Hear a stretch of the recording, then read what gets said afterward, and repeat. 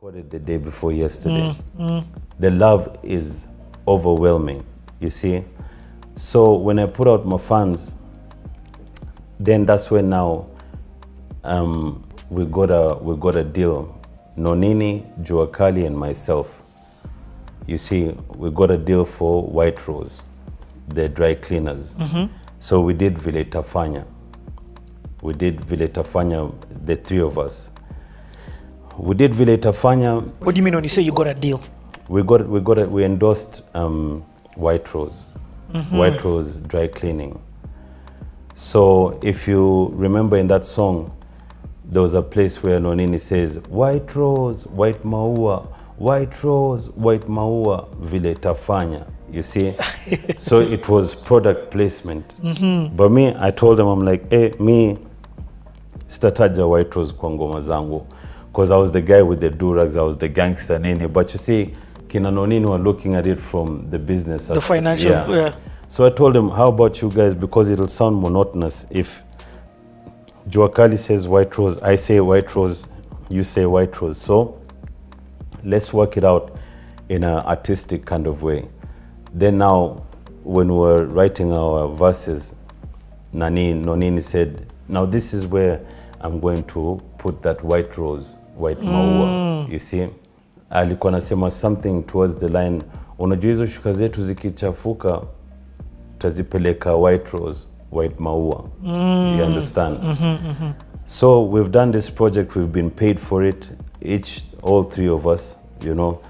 They did some shows as well to promote the White Rose. Then fast forward, we're still with Caliph now. So Jua Kali also was trying to put out his songs now from Caliph, because Caliph, they pushed Nonini. Then Jua Kali was to come after Nonini, and so on and so forth. So we went for Chaguo Latiniz. This was now the next one after the Chopper. Guys are looking in the sky now. Guys are looking in the sky. You know, you already did that. Done that, bought the t-shirt, I washed it at White Rose and it faded. You know what I'm saying? And you know, one thing in life is that you can never say the same joke twice. The first time it will be funny. The second time, if I pulled the same stunt with the Chopper, ingekuwa imetoka ladha. So anyway, my point is, we go for Chaguo Latiniz. Nonini, of course, is blown up. I've blown up, you know. Then we had this song, Vile Tafanya. So we told the staff of Insider, we're like, hey, mazee, unajua itabidi tumeperform hii ngoma, because Nonini was on the playlist. Me pia, I was on the roster, but Jua Kali wasn't put on the roster. So Adam and Insider and the crew, you know, they said, us guys only had a budget for you artists, you see, which is now Prezzo and Nonini. So we asked the guys, we're like, what about Jua Kali though? Because Jua Kali also, he's doing things. He's doing things and he's stepping on the same stage as us. So there's no way you can pay us and not pay the guy, you know. So tukavutana kando mimi na Nonini, nikamwambia Nonini, wewe unaonaje hii story?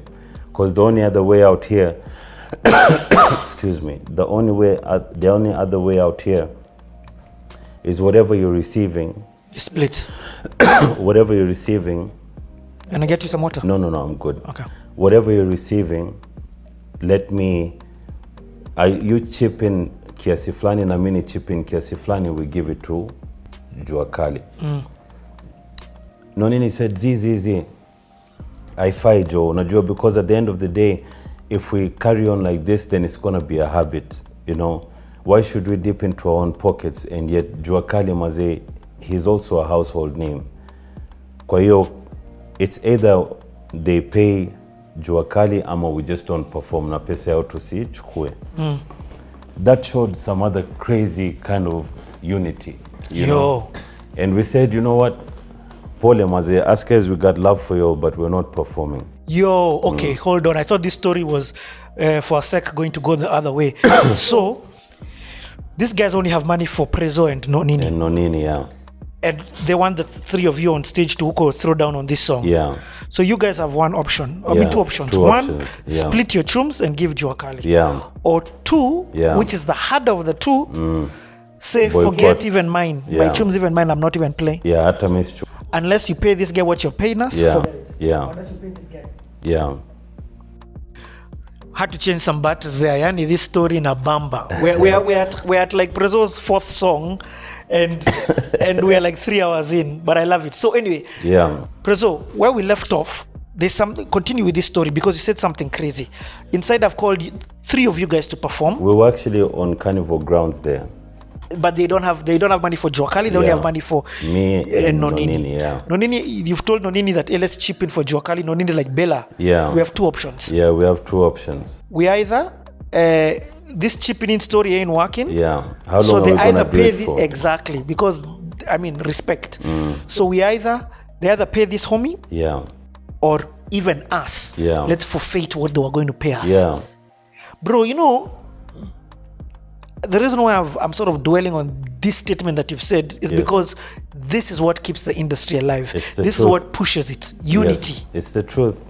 There was mad unity there, and you know, at the same time, you see, you said that we had two options, and you mentioned the first one, which was to chip in ile nyemini konayo na yenye wanalipa nonini, and then verbatim, your exact words, you said the second option, which was even the harder one, was to say, you know what, atupandi your stage. Kama Jua Kali apati ganji yake, then deuces, man, and we're out, you know. And there's actually a third option which other artists today would take, which is, hey, sorry, bro. Is a bro. Yeah, is a bro. Guys, we need this money.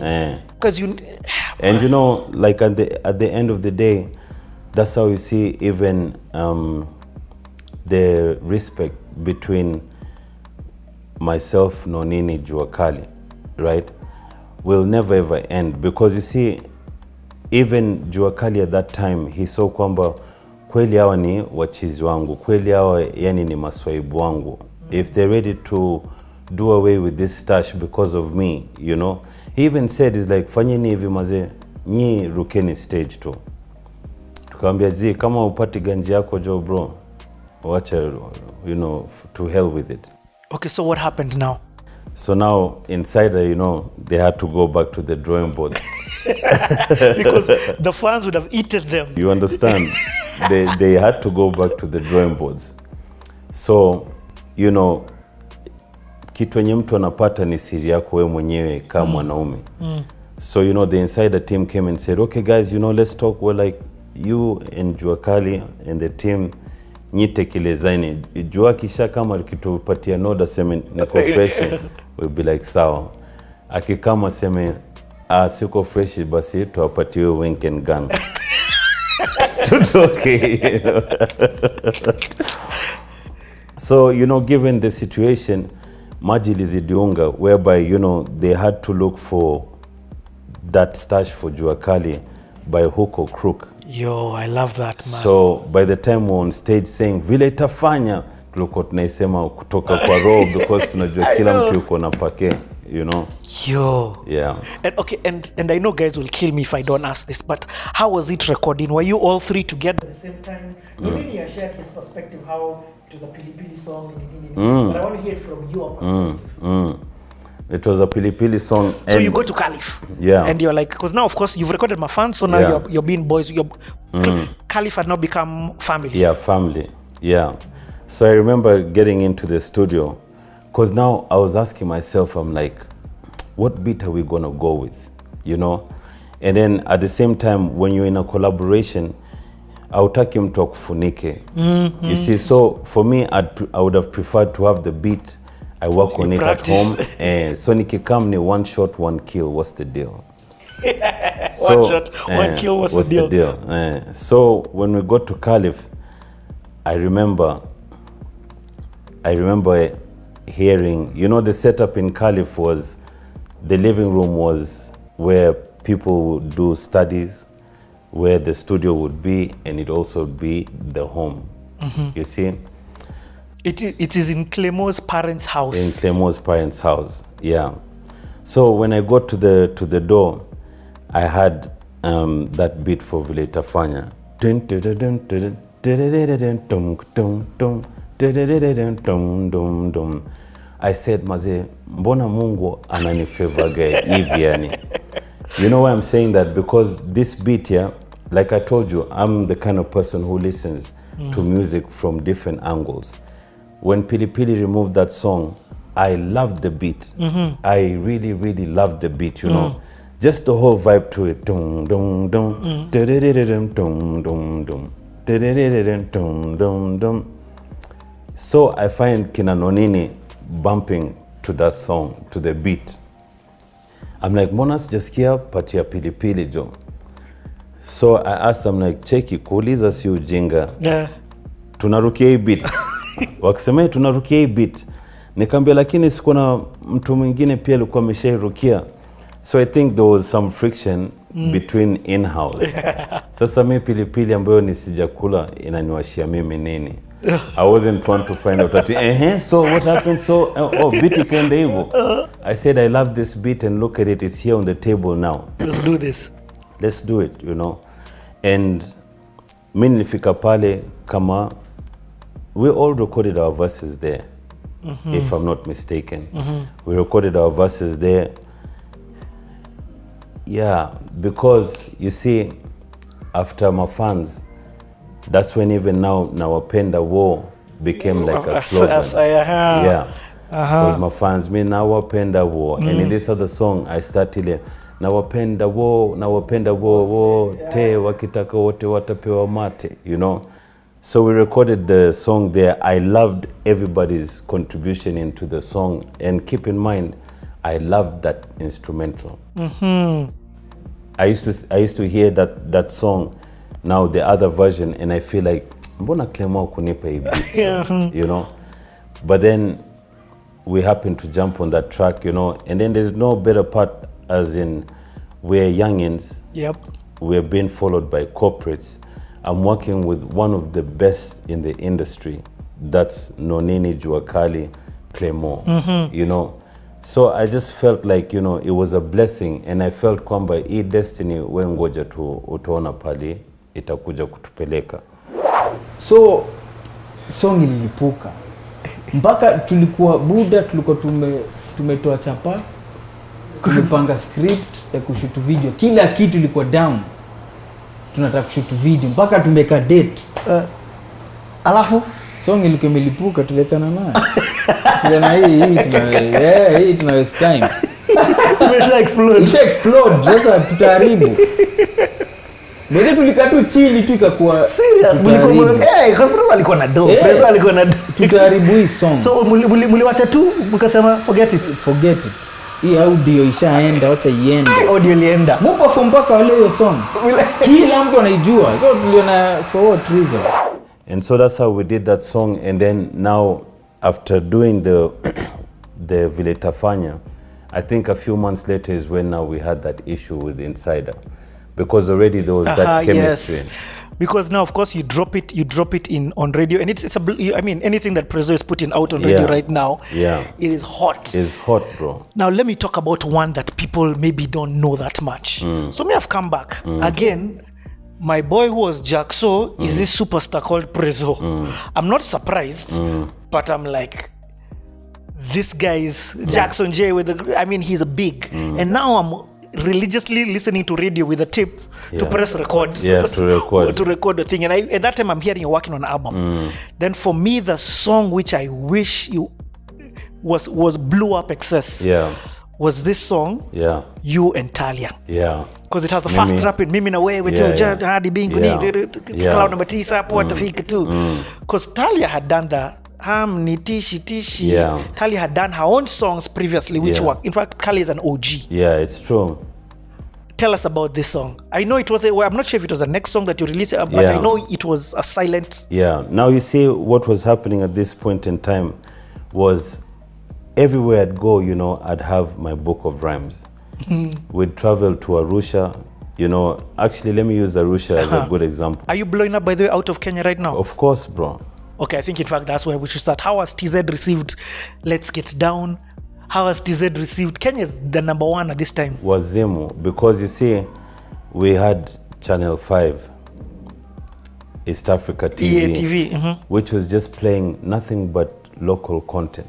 You see, and then when you have a video such as Let's Get Down, you know, they had no choice but to support. You see, because ni jasho yenye wanaona kwamba hao watu, they didn't just wake up and decide to do a video. So Nazizi, being also partly Tanzanian, she had that influence, you know, because Nazizi ruled the airwaves as the female MC for the longest time. Hakuna mtu mwenye alikuwa anampa competition. So the connections that she had in Tanzania, and me being half Tanzanian, they accepted me and they embraced me. You see, and keeping in mind that, you know, I did a song with AY called Nipe Nikupe. Yeah. Had you already dropped this by this time? No. No, not yet. Not yet. So what I was doing was I used to write music. You know, I used to write music. So my album Naleta Action, I stumbled into the album because, you know, I was like, okay, I have Let's Get Down, I have my fans, I have Vile Tafanya. No, Vile Tafanya wasn't in my album. Malaika Mama. Malaika Mama. I had. So by the time I was counting the songs that I had recorded, I already had an album without even knowing. So I said, hapa kitu yenye nitafanya nitaweka interlude 2-3, you know, and my album is complete. You know what I mean? Without me knowing kwamba, because when you look at it, like, I'm working on this album, it seems like a long process. It's like how when you had, you know, the president dished out, was it 100 million or 200 million for artists? When you hear that, you know, you think kwamba, our artists wanakula ganji. I remember, it trickles down to nothing. I remember when my old lady had that vibe. I'm gonna get back to this topic, but when my old lady had that vibe, me maskini mazee nimeenda pale kuogotea nini. So the old lady was upbeat. She's like, oh baba karibu. I'm like, I'm like, what's cutting here? I'm like, shikamo. She's like, marhaba baba. She's there removing strings that are not even there. I'm like, okay, is it my birthday or what? She's like, apana, wait, leteni ngechu chai. I'm like, mimi niko sawa. Juice? I'm like, niko poa. Soda? Kumbe the lady knew kwamba there's that 100 million yenye imeingia. Tulipata 3.5 bro. I gave the lady 2K, I back it with 1.5. When I gave the lady, I told the lady, I'm like, kuna kitu nimekutumia kwa simu. Alirukia bro. Kuangalia hivi. Like there are few zeros missing. She looked at me like, you know, what kind of animal are you, you know? Yani nimepatiwa hizo mamilioni alafu unanipatia mimi ngiri mbili, you know? But in reality, it sounds big, but when you start sharing with artists, how many artists are there? Kwa hiyo, it was a story like that one, yani. Yeah, I lost mine. Okay, so then tell us about this song, because it was in the album. Yeah, this song, you know, like, Talia, you know, Talia had a couple of songs that she had done, you know, and Talia used to touch me with her songs, like, you know, the same way I can remember these songs that we used to do back in the day. I can remember Talia's songs, you know, though I actually in a duo, in a group of 2. So I used to bump into her songs and I loved her voice, you know. So there's this song that used to play for Aliyah. It's been too long and I'm lost without you. What am I gonna do? So I said, you know, this song has a good vibe to it. All I need is just Talia's vocals and we'll kill it, you know. So I called Talia. I'm like, hey, there's a song that I have. I think, you know, we can work on something. So I started writing it down, you know. I used to write so many times, like whenever I would have my free time. And we went to Hamze's studio. Yes, Next Level at that time. Yeah, Next Level. And RK was the producer. Yo. You know, yeah. So RK, you know, I gave him my vision. I was thinking this song should go like this, and that. This is the tempo. I don't want anything upbeat because I already have those upbeat kind of feels. So I want us to work on this. And to be totally honest with you, that's also one of my favorite jams in Naleta Action, in that album. You know, because when you carve the words, and especially in Swahili, you know, Swahili is such a beautiful language, you know. So Talia does the mimi na wewe, mimi na wewe tu hadi juu mbingu, cloud number 9 po tafika tu. You see, nobody had done that kind of you know, rap. Yeah. You know what I mean? So I was just trying to cover any loopholes. So when somebody says, mazi Prezzo wezi, naambia na hii hapa je. Prezzo na hii hapa je. Prezzo, you know, na hii hapa je. That was so that's how that was a big tune. It is. Do you know, I looked for that tune so much. Let me tell you where I got it. Let me show you how badly I wanted this song. I bought it from Uchumi. Really? There was a time Uchumi, you could go with and buy a blank CD, you select music, and you pay like 20 shillings a song. At Uchumi, that's where I got that thing from. Because it's like, man, Prezzo, stop giving me songs for Kenyan madness. I'm still going pirates. You know what I'm saying? I'm going to get it by hook or crook, you know? So TZ is showing you love at this time. TZ, Uganda. Mad love, bro. And are you touring in those places? Yes. If you check the records, you know, I'm the one who's done the most shows in Tanzania. Yo. The most shows. Back to back, bro. I used to come this weekend, next weekend niko na show nyingine Tanzania. I come back the next weekend, I have another show in Tanzania. So I had a couple of people who would come to me and tell me, hey, maze bro, hizi shows at Tanzania maze unazilamba gaje. I'm like, wait a minute, you want to tell me you've never done a show in Tanzania? They're like, sijafanya show, no. I'm like, hey, okay, you know, but again, I was passionate about what I wanted to do, what I was doing, and I had my vision and I had that ruthless focus. So kidogo kidogo nikajipata niko wapi, niko Uganda. Mind you, I've never done a song with a Ugandan artist. And at this time, had you done any with the TZ? Not yet? At this time, I think we're done Nipe Nikupe now. And in my album, I also did Leo Ni Leo with TID. Oh, in fact, yes. Let's first go back to Leo Ni Leo. Yeah. Ivy, I've got a rap that I did. It says, kutoka club straight to the car, and you were drunk vibaya. Sure enough, how you can drive drunk, the devil is a liar. It's a song called Angel. I wrote that about having an accident, drunk driving. And it's a miracle that I'm here. Wow.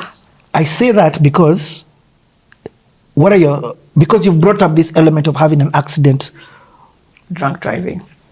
Don't drink and drive. I know it sounds so simple, but just say it again. It sounds so simple. Don't drink and drive. There's this experiment online. Just regular people, they're given probably maybe a glass or two of wine, and they're given a video to watch of people playing basketball. In the middle of the video, unbeknownst to them, someone is brought in a gorilla suit. Do you know half those people don't see that gorilla? It's a man in a gorilla suit. Please find this video and put it here. Yeah. Because it's a test. Half those people don't see that man there in a gorilla suit because they've had, I think, 2 glasses of wine. That's how terrible alcohol is to your judgment. Then with alcohol also, it really shrinks your brain. And I'm not saying I don't drink. I'm just saying, anyway, don't get to, but it really impairs your judgment. That's why you're told not to operate heavy machinery. A car is heavy ass machinery. You have no business being behind that wheel. And can you imagine if I had killed someone, for example? Okay. Forget even me. Can you imagine if I killed someone else? I'd be in jail. Yep. I'd be in jail. Yep. Life gone. So, in fact, that was my biggest lesson. Just I don't do the drink and driving thing. Just don't drink and drive. Get a designated driver. Take a car. But Ubers these days. Ubers are there. Like, it's not the way to go. It's not the way to go. Okay. Let's go to the story. You're fired. Okay. They make you resign. I just get to work like it's a normal day. I go straight to the procurement to get the invoices, and my big boss comes and asks me, where have you gotten this from? I say, from the office. He says, give them to me and follow me.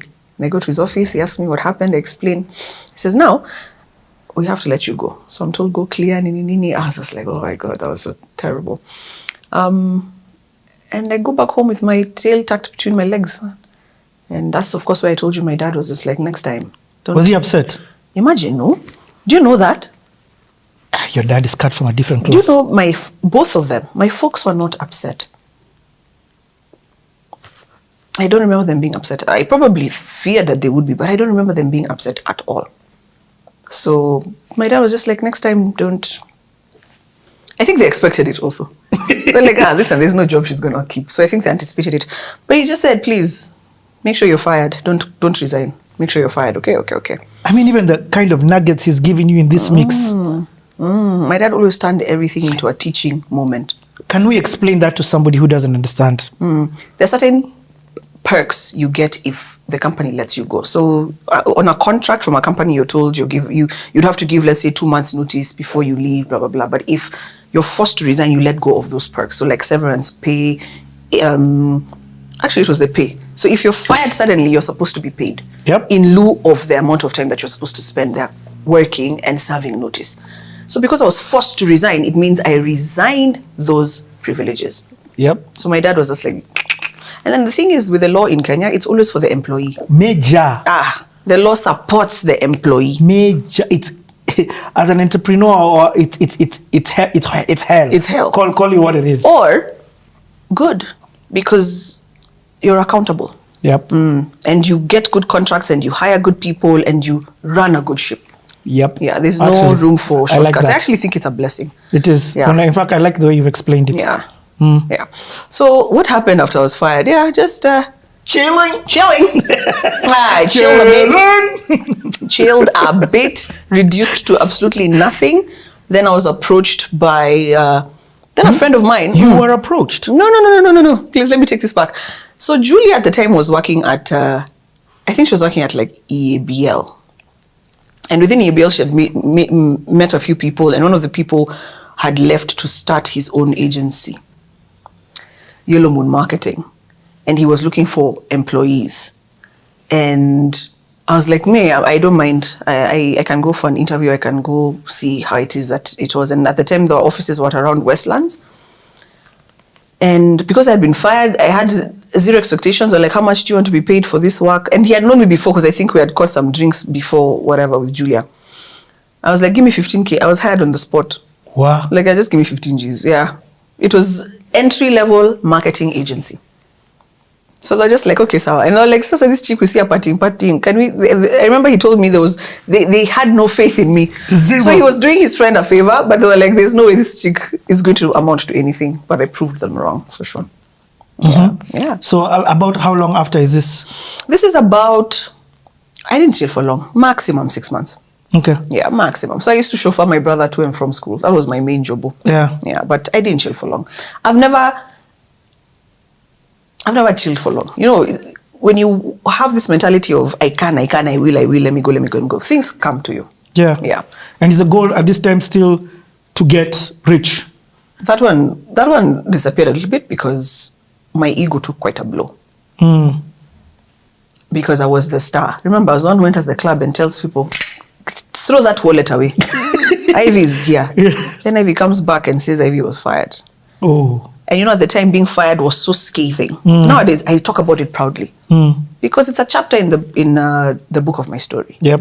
And I needed to be fired to realize that's now, you keep asking about saving. When I started my agency job, that's when I started saving. Okay. Properly. That's when I started saving. Because I realized you can move from 60K fuel, a car, to absolutely nothing. Zero. So that's when I started putting money aside properly for me, but without a goal. So I was just saving so I can have money because I was traumatized. Yeah. And what are you saving at this time? 20%, 10%, 1G, whatever? Remember, I'm getting 15 Gs. I think maybe I was keeping aside 5 Gs every month. Yo, that's a lot, though. That's a third of your salary. My car was still being fueled by my folks going to, because I was still picking up and dropping my brother. I was still living at home. I didn't have rent to pay. And this is, of course, before that same gentleman, we decided to live together. What was I doing, man? So I didn't have expenses. So I was putting aside maybe, I think, like 5 Gs per month. And just for the record, this, because they're saving for investment, this is just saving. You're packing money. This is just packing money. Okay. Because I have a scarcity mentality. because I can't stand not to have anything. So it was to pack to see. If anything happened today, I have like a 20K. And then today, I have like a 40K. It wasn't because I'm growing. It wasn't because it was going anywhere. It was because I was so stressed out and panicked from moving from something to nothing. And I was like, this is the Uchumi story all over again. I'm like, I can't. But does keep happening to me? So, yeah. Wow. Okay. But that's, even though it was brought out of that, birthed out of trauma, better than nothing, because now once you've saved, you can invest. Exactly. But if you have zero savings, you can't even invest. But I only learned about investing like 5 years ago when I started this journey on social media. Even back then, I didn't know nothing about investing. I knew about insurance. I knew about SACCOs. I didn't know about investing. Are you still paying your insurance at this time? So once your mom handed it over, she handed it over? Okay. It was one of my expenses, for sure. Okay. Yeah. So you're at home. What are you doing at Yellow Moon? I'm a marketing, what was I called? I think like a marketing associate or something like that. Literally entry level at agency. So the day-to-day duties was writing proposals. The first proposal I ever wrote was to Farmers Trace. Imagine, we went back and I pitched to Farmers Trace. That's how bold and agnini I was. And I remember when we went, they didn't give me the job. But I remember when we went, everyone from the gate, the watchman at the gate, people walking in the streets of Farmers Trace, people at the entrance said hi to me. And I remember that one of my bosses seeing something there. So that was that. But I used to write proposals. You go and pitch. You see if you can get back work, right? The marketing budgets, if you get the work, you execute. What kind of marketing are you doing? Is it digital marketing? Is it above the line? Is it like experiential marketing? So doing activations in supermarkets or events. Wow. I would do a lot of bar activations, things like that. I learned a lot from bar activations. I would do placement of certain people, ushers, whatever, at certain events, launch events. So it was experiential marketing. I get it. Yeah, completely. So give me an example of a client that you worked with at that time. Who did we work with? Let's say in the beginning, or maybe even in the middle. Who are my clients? I remember doing a responsible drinking campaign that I really enjoyed. Oh, here's the thing. I may not remember all the clients or everything, but I remember my winning streak started in that agency because I never lost a pitch. I think I lost a pitch when I was like in year 3 of that job. Like proactive, going to look for work. If you don't get it, fine. But when you're called for a pitch, I never lost a pitch. Ever. So I ended up working with the likes of Coca-Cola. We ended up launching Coke Zero in the country. As I said, we still ended up working with EABL. We ended up working with SAB Miller, which was the guys who were selling Keringet and Miller Draft at the time when it was being launched. I did a fantastic pitch for what's the opposite of Guinness? But from Milk Stout, Castle Milk Stout. We did the official launch for Castle Milk Stout, and I remember I'm the one who did that proposal, and I told them, meet your beer. So the whole strategy was around pairing your beer with nyama. So we ended up selling it across. Meet your beer. And I even see in the newspaper, on billboards, I asked, is this allowed? Like, this was me. I wrote this, you know? And then during the launch, we had a whole bull on a spit. It was a spectacle. Eric Omondi was my MC, and it's the first time I ever paid someone full advance before he stepped on that stage. That guy taught me. He was like, I'm here, yes. He came in time. He was early, but he said, do you want me to start speaking? Where's my money? Where's my money? Why it? That man showed me value. Hey, hold up, wait a minute. Okay, I want us to take this slow. So number 1, what is it about you? I've been in a room when you pitch, so I've been privileged to experience you pitching. Super. What is it? And you're good. Thanks. You're really good at it, by the way. Like, I even see the decks I see. So I want you to explain to somebody, what does it take to win a pitch? What are the people looking for to hear that makes them say, we want to go with this person? And what is it that you're bringing that also makes them be like, we're going with this? That's a very good question.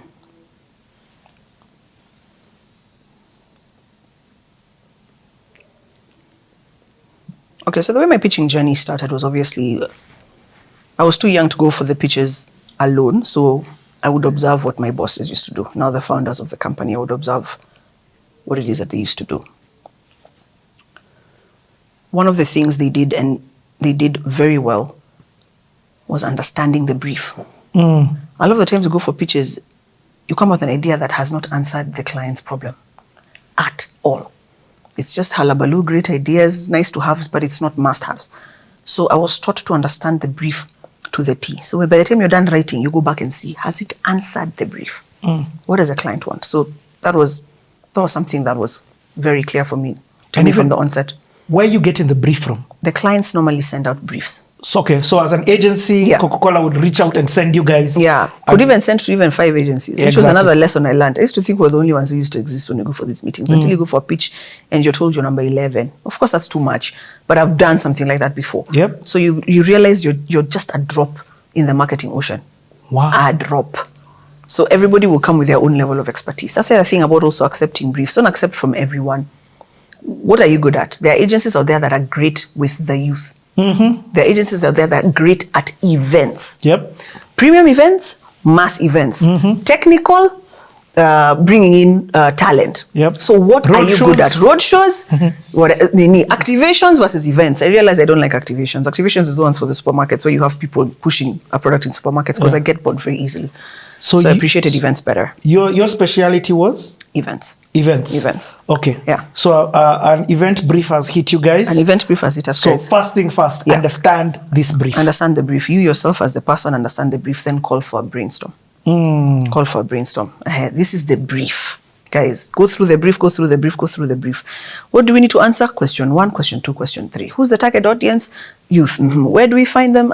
What do they want to sell? This product. What do we do about it? X, Y, Z.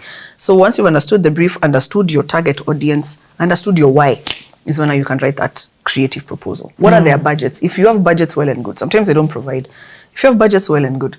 Because that will also help you understand what it is. But one thing that really helped with winning pitches was passion and authenticity. The client can always see that you're talking about something that you genuinely enjoy talking about, and understanding of their product as well. If you go there and you're blind to their product, and this is not written in the brief, you have to be proactive. If Coca-Cola comes in for Coke Zero, do research what has been done in other markets. Half the time, by the time it's coming to Africa, it's been launched in other markets 2 years prior.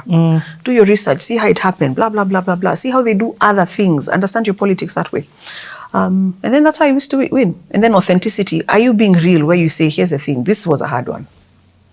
We are not even sure if this is what's going to work, but this is what we want to try to do. And we want to do this together.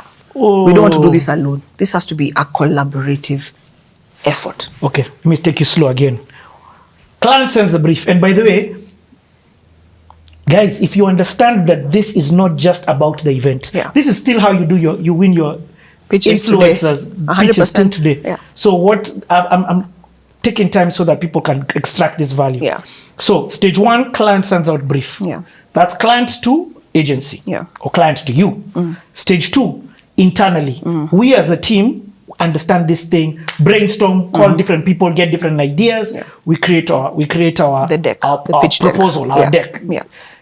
Stage 3 is now where you've gone into. Now where we are going to stand and present this to clients. Yeah. It's the merger of both of us in the room. Yeah. There's something that you've said that, oh my God, Yanni, such gold. Nobody would say this. You actually said, this was a hard one for us. We're not sure if this is the best one, but we're asking you to partner with us. Yes. We're willing to learn. Okay, now let's And even at pitch deck, before I forget, what wins is a big idea, is a strategic approach. I know it sounds like corporate nonsense, but they're looking for a big idea to latch onto, something that has legs, something that can evolve. So not something that you're going to, if you're marketing, let's say, a new card from, let's say, MasterCard, something that's going to last 2 months and you disappear. Think of Mr. Marangi, who lasted years and years and years. Everyone is looking for their next Mr. Marangi. Think of the Coca-Cola Christmas truck. In fact, even just Santa Claus himself is a marketing gimmick. Yep. So everyone is looking for a big idea. What's this big picture? What's the strategy? And how can I attach tactics to achieving that strategy? And on top of that, it works for you because it means you get on retainer. You get on retainer. You're not just paid for these 2 months. We're always chasing retainer. And experiential marketing was rarely on retainer. Retainer was always the people above the line. It was always the billboards. It was always the media guys. It was always the newspaper guys. It was always the people on creative. Those are the guys always on retainer. They come to you for event to just launch and they leave you alone. It was always project to project basis.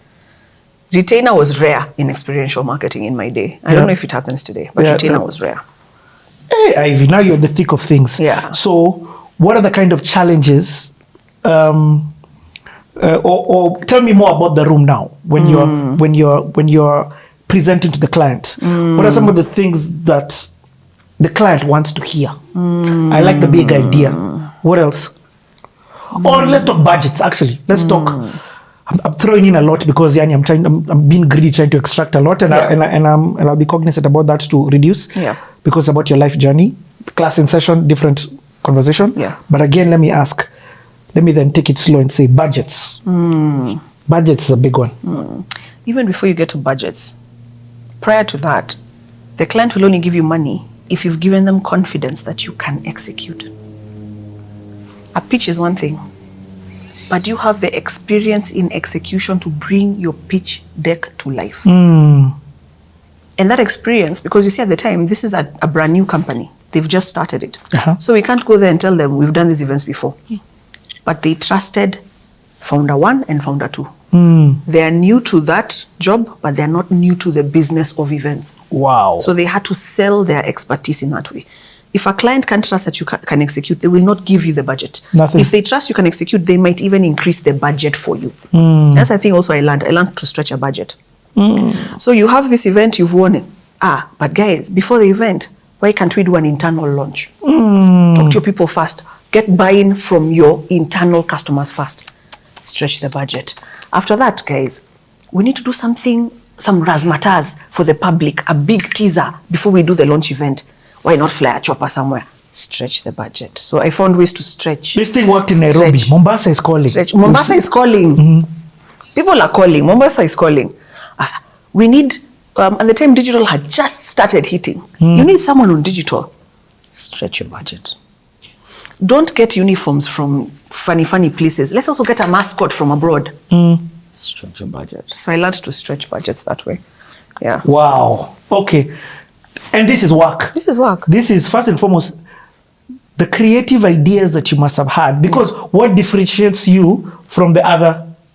Remember, it's the best pitch wins, of course, more confidence in the people and all of that thing. And you're right also about creativity. Yeah. So more about the creativity. What would you say? You have to. Yeah. I mean, people always ask, Ivy, how do you stay creative? Are you creative? It's what you're what you consume. Literally, you're what you eat. So I was constantly reading fiction, for example. I was constantly watching particular types of movies, watching Super Bowl ads. So you're like, how can I replicate this here, sort of in a sense? And then I've also just always had a wild imagination. But if you consume content around marketing, around creativity, around events, if you constantly watch, I remember, my boss at the time, he came to us and says, if there's anything you need to watch, you need to go and watch Cirque du Soleil. Cirque du Soleil is the modern version of circuses. Circuses died years ago, but now Cirque du Soleil, modern circus, was born. You watch Cirque du Soleil, creativity comes to you. So if you want to stay creative, consume creative content around your industry or even outside other industries. And then be bold. The thing about creative people is you have to be bold enough to say, this is what I want. Yeah, and wow them with things that probably they've never seen before, never heard of before. So they at least remain top of mind. And when you're pitching, always go for the first position, at least top 3. Don't pitch after lunch, you go at 4 p.m. No one is going to bother with you. Guys are. Be number 1, 2, or 3. Nice. Number 1, the better, in the morning.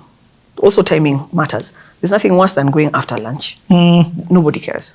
So there's things like that as well. So, first of all, let me big you up on your creativity, because I worked with you. Yeah. I remember, and when you speak now, I'm like, oh my God, Landra Croft. Yeah. You get what I mean? Yeah. Landra Croft. Yep. You brought this movie personality and localized it. So you're not talking about things that people haven't seen. Yeah. In fact, insert clip right here. Yeah.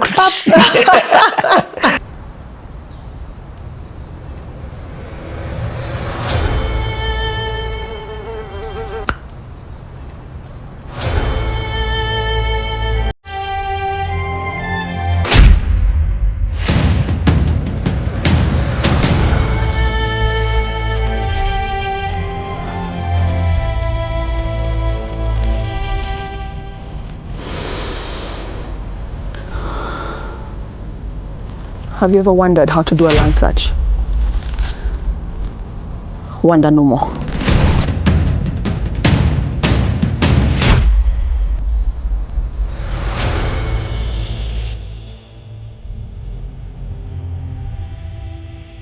First, you must log on to the lands.go.ke website.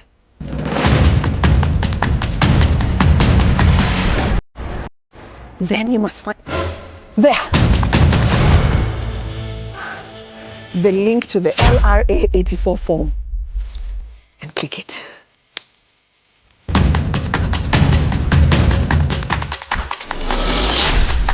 Make sure you fill all the details.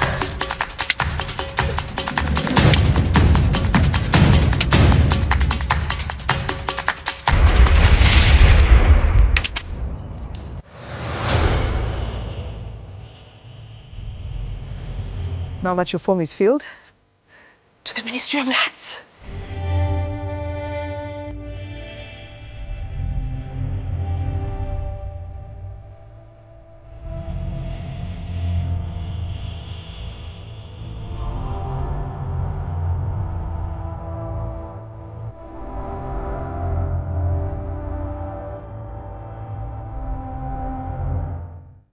Okay, that's it. Okay. That was a fun one. Yeah. So let's I've understood this era. Okay, no, let's continue then with the conversation. Yeah. I now get what your work like. Yeah.